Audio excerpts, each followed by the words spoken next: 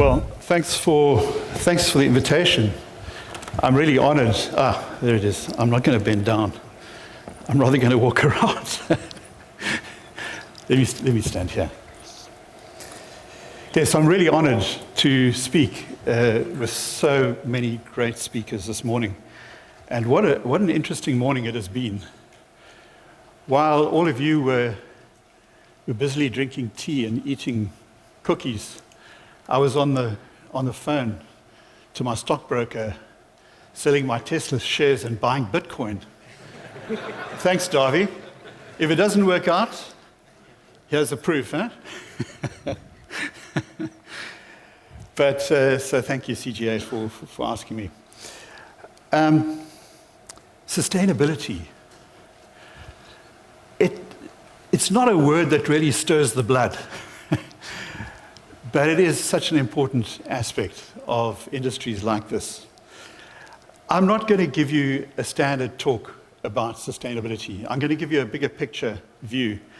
And I really enjoyed a lot of all of what Marcus was saying about hard work, about investment. These are all the things that we need to achieve sustainability, long-term viability. And, but I must say that debates about sustainability are remarkably ignorant of the real origins of our modern civilization, which lies in agriculture. So the things that you're doing, this business, lies really at the heart of modern human civilization.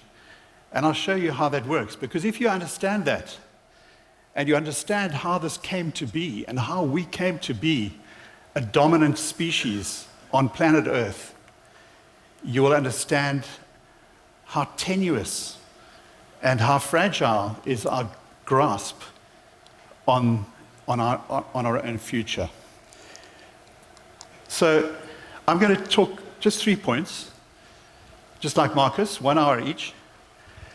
It's one on origins. I'm going to speak about the origins of the agricultural industry and how it underpins modern civilization. I'm going to talk about risks, particularly climate risks, which I think you want to hear about.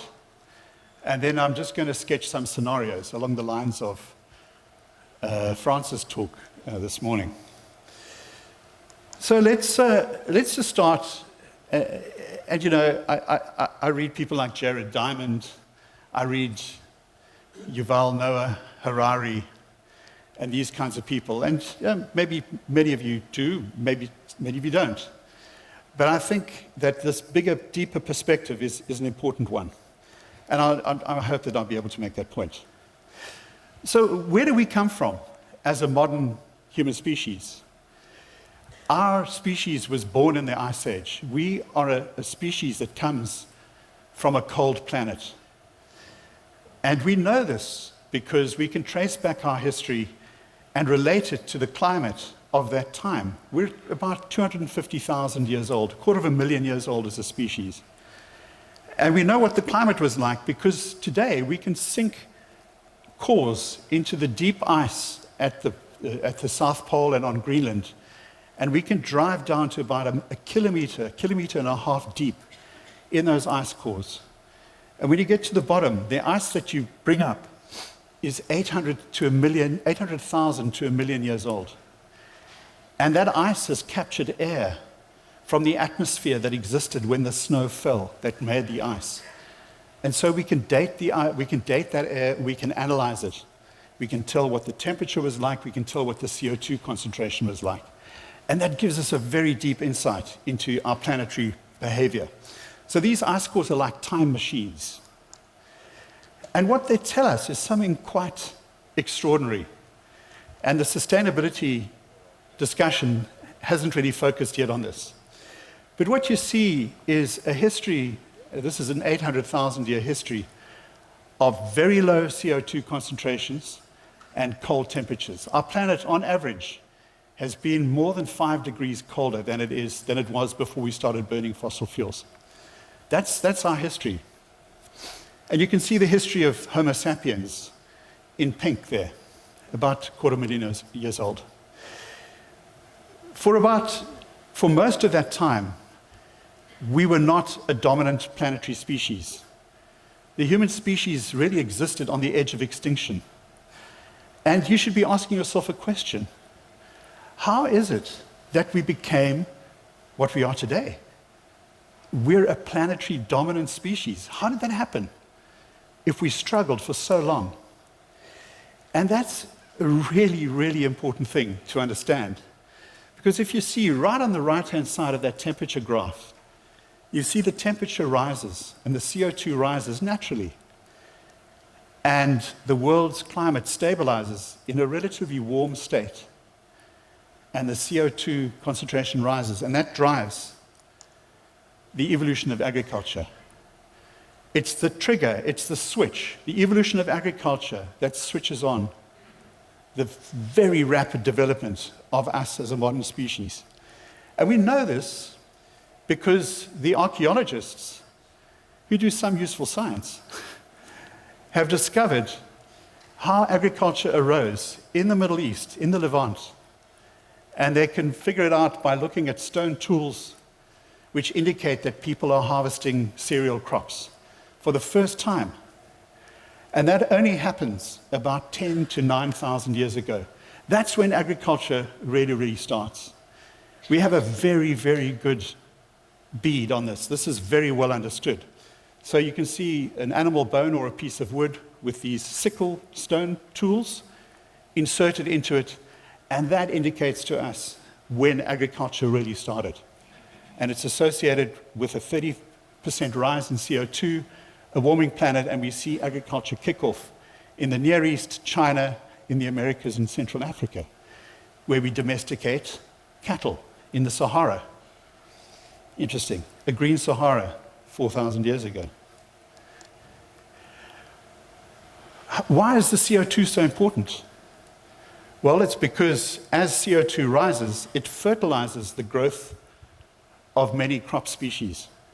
And this is the example for wheat. If you look at the response ratio of wheat, in other words, in relation to CO2 concentration, how much does wheat produce? If you go back to the glacial times, these wheat plants were producing between 60 and 80% less grain. It made no sense to be a farmer. 0 sense. So we had to be hunter-gatherers. We basically ate meat and fat and seafood with a little bit of a smattering of carbohydrate. But when CO2 rose, it started to make sense to grow crops. And that's only 9,000 years ago. That's when we started eating wheat. Small wonder that many of us still have wheat allergies. We've only just adjusted to this new diet. We're still adjusting to this new diet. But the new diet kicked off modern agriculture because it allows cities to develop around agricultural production. So it's agriculture that drives this. I managed to winkle out some production data for citrus plants in relation to CO2 concentration. Now, CO2 concentration has gone up from about 350 to 420 parts per million because of fossil fuel burning and some land use change. What does it do to seed and fruit production? That's the response curve in relation to CO2. We're just above 400 parts per million now, and we were, when agriculture started, at about 200. It has boosted the production of crops enormously. So your orange trees are producing a lot more fruit than they were 50, 60, 70, 100 years ago. Marcus, I don't know how aware you are of this fact. And there's some very good experiments done in the US with CO2 enrichment of orange trees, showing if you double the CO2 basically, how much the above ground biomass increases and how much more fruit they produce. This is also a positive response that takes carbon out of the atmosphere. And it's the basis for capturing carbon and putting it in the soil, by the way. So, yeah, crop breeding has had big effects, but also the rise in CO2 has been enormously important.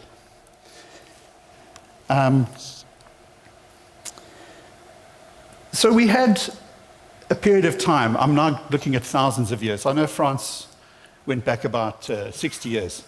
I've taken you back 800,000 years and now 12,000 years. So we're getting there. This is a graph from the present to 12,000 years ago, and just focus on the red curve in the middle. That's the temperature curve that the planet has followed. We had a period from about 8 to 5,000 years ago of what's called the thermal optimum, a slightly warmer planet, well, not warmer than now, but a bit warmer than the pre-industrial, when human civilization really took off. And then the planet started to cool naturally. We were heading back into another ice age. You can see the red curve drops back down. But it's the invention of agriculture that helps to push that back. So rice production produces methane, which warms the atmosphere, and cattle emissions. And then we invent fossil fuels. And then we really start to warm the atmosphere back. So we've saved ourselves from an ice age. It's not a narrative that you hear very often. In fact, you've probably never heard it. Our use of CO2 and methane has saved us from an ice age, which would have been disastrous. We would have gone back to a hunter-gatherer society. The point I'm trying to make is that there's a sweet spot that we've been occupying for about 6,000 to 7,000 years, where agriculture has flourished and allowed the human population to grow. Even the invention of money dates to this time, because the first kinds of money was rice grains, wheat, cereals. So it leads to modern civilization, city-states, and finally countries, which is the arrangement that we're stuck with today. We've all agreed that we're going to live in countries. Previously it was city-states, and before that it was just family bands.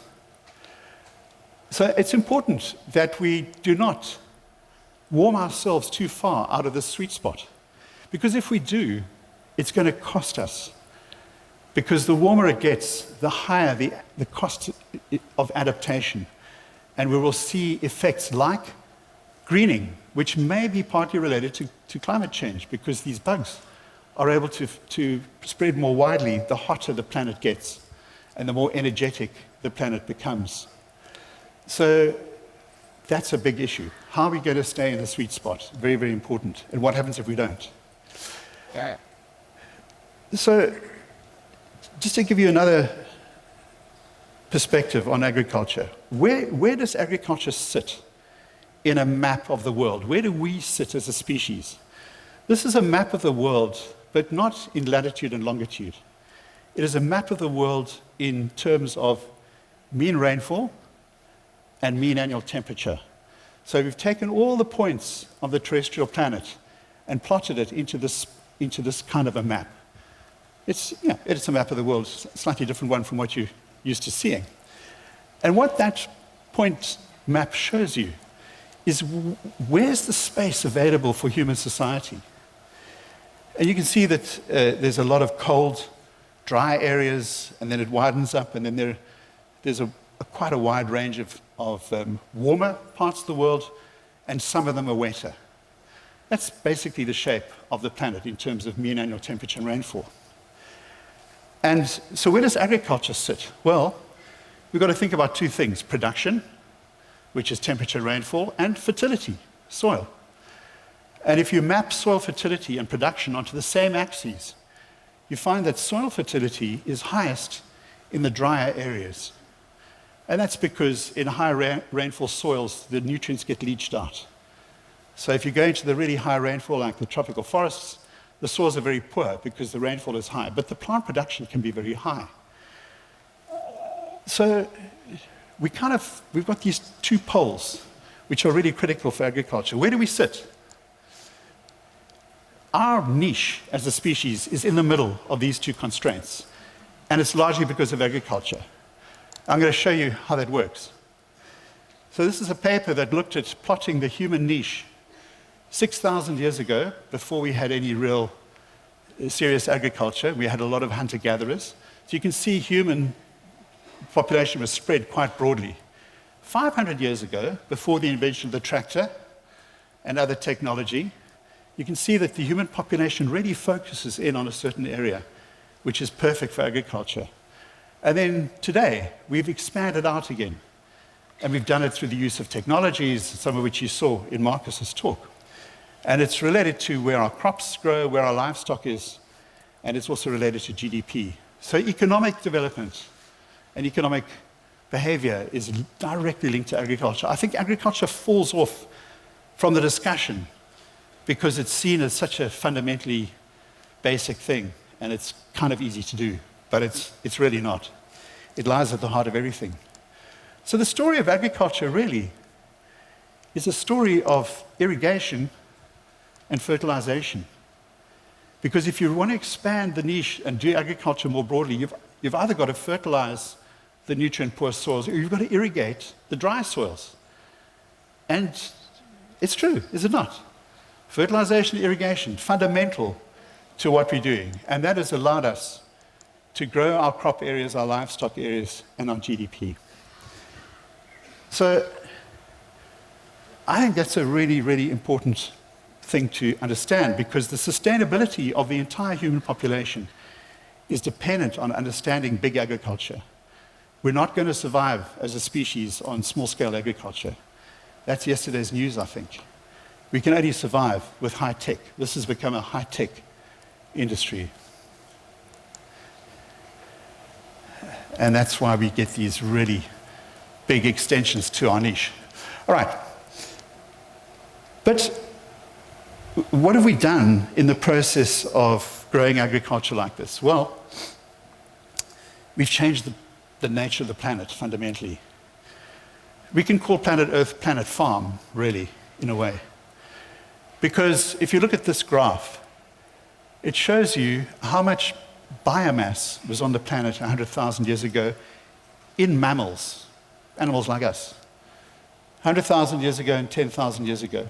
Between 20 million and 15 million tons were in those kinds of animals. Today, we have massively increased the biomass in mammals. The planet has become dominated by mammals, ourselves and our stock. And the wild land mammals are now less than 2% of mammal biomass. We've shifted the entire shape of the planet because of modern agriculture. That's fundamentally a massive change. And now we're warming the planet out of an ice age. Also a fundamental change to the planet around us. So is this sustainable? And can we continue to do so? It appears to be. We're still getting pretty good supplies of food. And, how many humans can the planet actually sustain? How many mammals can the planet sustain? We need to figure that out. But that's a reality. All right, so given that background, what are the risks we face, and what are the risks does this industry face? Well, this is global warming, climate change. And if any of you are still out here who don't believe that this is caused by us, you're really on a seriously losing wicket now. But this temperature trace is put together from thousands of weather stations around the world, quality controlled. And what it shows is that warming has started to accelerate. And there's even a slight risk that we're into a new climate phase, because the last 2 years, 2023 and 2024, have both been abnormally warm and more warm than was even predicted. And we hope that that's not going to continue, but we seriously are, we're moving out of the sweet spot quite fast. What's going to happen? Now, I don't want to give you doom and gloom stories, because I don't think that this is going to continue. I think that this is a finite problem. It's not an infinite problem. And for a number of reasons. But I think that the likeliest scenario, and these are scenarios from the Intergovernmental Panel on Climate Change, on what could happen to global temperatures. Remember, the Paris Accord wants to keep temperatures between 1.5 and 2 degrees. There are virtually no scientists working in this space anymore who believe that we're going to stay below 2 degrees. The consensus is likely over 3 degrees, maybe 3.5. 3.5 degree warming for the planet means about 5 degrees warming for Botswana. Limpopo. Don't be fooled, because the surface warming over the oceans is a lot lower than the surface warming over the land. So a global average smooths out the real risk. So what's likely to happen? Do we have an infinite problem, or do we have a finite problem? I think we have a finite problem, because I think we're going to be constrained somewhere into this space. So I think it's likely that we're going to overshoot those Paris targets and then come back down. And that means that it's a finite challenge. What we have to figure out is how to adapt to how warm it gets for how long. And that is a much more tractable problem than thinking about infinite rates of warming. This gives us an opportunity to really plan the next few decades. What kind of research do we need? What kind of breeding do we need to get ourselves over this overshoot hill? Because that's probably what it's going to be. I'm probably not going to be alive to see it, sadly, but I really hope that it doesn't get too high. We're going to lose some biodiversity. The Pleistocene Ice Age species, like penguins and succulent Karoo succulents, we're likely to lose these unless we invest a lot of money in saving them. But what does it mean for this industry?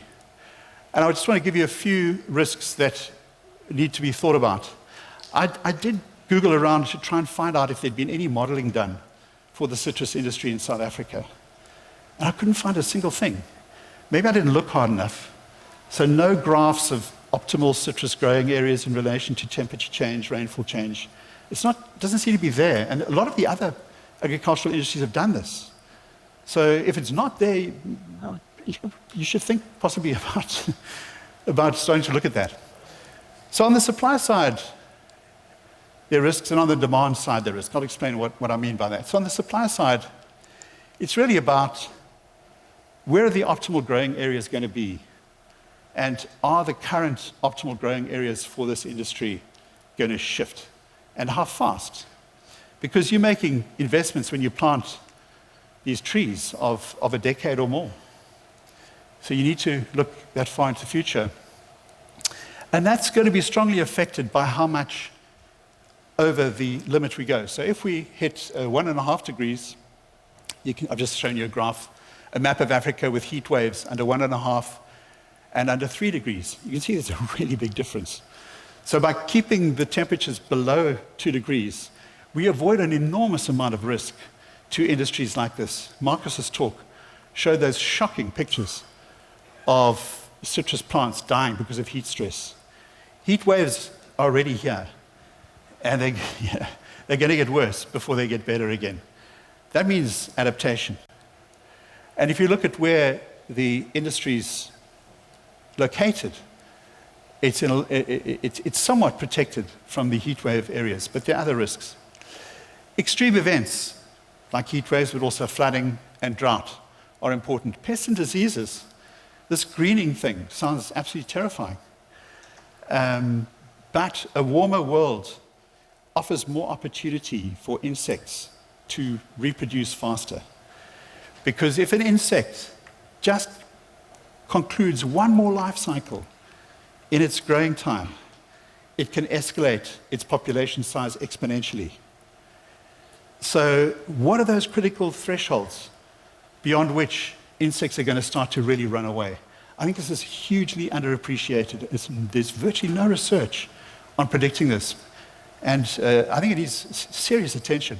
And then resources like water and nutrients. On the demand side, just check my time here. On the demand side, it's really about risks from policy decisions. What are the big policy decisions being made by South African negotiators in the international space about South Africa's commitments? What are we committing ourselves to? Because the way that we do these commitments now is now being finally passed beyond a national commitment into sectoral commitments. So if you look at the latest report by South Africa to the Framework Convention on Climate Change, its ninth national communication. It divides its commitment to emissions reduction into a whole range of sectors. And there you can see livestock, you can see waste, agricultural soils, other agriculture. These sectors are all getting quantified and could be facing targets, but also opportunities to store carbon. This is really important. Farming is becoming much more than just about farming for product. It's also becoming about farming for sustainability, farming for soil carbon, which benefits production anyway because a greater soil carbon content tends to increase resilience to drought and all sorts of other things. So there are win-wins to be had here, but you need to understand what is coming down the track. So it's a policy risk, it's a public perception. Do Europeans still want to buy juice exported from South Africa because of the cost of transporting it? Border tariffs, all these sorts of things have become part of your highly complex equation and need to be thought about very carefully. There's another thing that's changing, and that is that climate risks are changing in other parts of the world, affecting your competitors.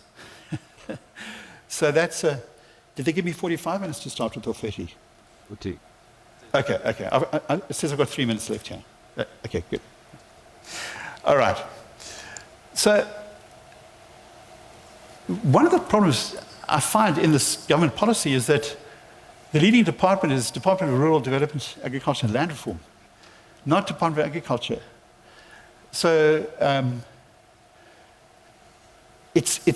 the department, it's broader. We really need an agricultural focus on these challenges to agriculture. And I think it's very easy to diffuse the focus by doing something like this. But each industry, I think, can do a lot of its own work. So what are the scenarios? Very quickly. You know, the social scientists have been scaring us with maps, with graphs like this one on the right of world population. Yeah, the population is unsustainable. We're going to run into a wall. This is wrong. And I'm going to show you why. It's so wrong. But alongside that growth of population, we can see what's happened in the agricultural space. The efficiency of agriculture, the global agricultural land area per capita has dropped per unit production. You can see how many fewer hectares are needed to support people because of the Green Revolution and modern technology like Marcus was talking about. And we're still going to be going down further. So that's a massive opportunity. Why is population not a problem? Well, I wouldn't say it's not a problem, but it's not as much of a problem as you think it is. And I tell you this because if you really want to understand population, you need to understand what's the change in population growth rate for the planet. And that's given in the red line on the left-hand graph. The global population growth rate has plummeted since the 1950s. There are parts of the world that are now running out of not only children, but running out of adults, including China. So there's a real argument to be made that much of the world is slowing down. And there's a great book by Danny Dorling, worth reading, about slowdown and what it means. So what does what do these shifts in population demographics mean? Well, let's look at a map of the world and the country-specific population growth rates. Look at China's in dark blue. Most of the world is blue, which means that populations are even below replacement rate. They're running out of people. Some of these areas are your markets. You're going to start running out of people to sell stuff to if this continues, and it will continue. Demography is demography is destiny, as they say. Density is a whole other thing. But look at Africa. Africa's still got a demographic dividend, and that's going to be critical There's a market that still exists. But the problem is that this region has been remarkably poor at turning financial resources into infrastructure. Where are the roads? Where are the railway lines? How are you going to sell into this part of the world without the infrastructure? Where's the storage facilities? One of the problems with African agriculture is not about seed and production. It's about storage. It's about storage. You can throw money at seed, you can throw money at fertilizer, you can throw money at production. But without the ability to store those goods and sell them and control the market better, African agriculture stays stuck. So that's the story. So where do we end up?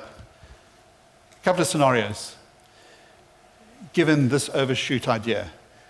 We face a future of either high mitigation or high adaptation. Mitigation is the effort to reduce emissions. Adaptation is the effort to respond if emissions are not reduced. And that really is a trade-off. So if we mitigate, if the world makes a big effort to mitigate and reduce emissions, the cost of adaptation is going to be low. But if the world doesn't, the cost of adaptation is going to be high. And that's the path we're on at the moment. So dial in the very high likelihood that adaptation is going to start costing you much more. We don't want to end up in a world where we have to finally panic and adapt and mitigate very expensively. It's still possible to mitigate inexpensively and create jobs and create growth. But our governments have to wake up to this opportunity. And industries like this, you need to raise your voice about this because you're at risk. Because you're going to have to adapt, and it's going to cost you the worse this gets. That's the big picture. Thanks for listening. Really appreciate it.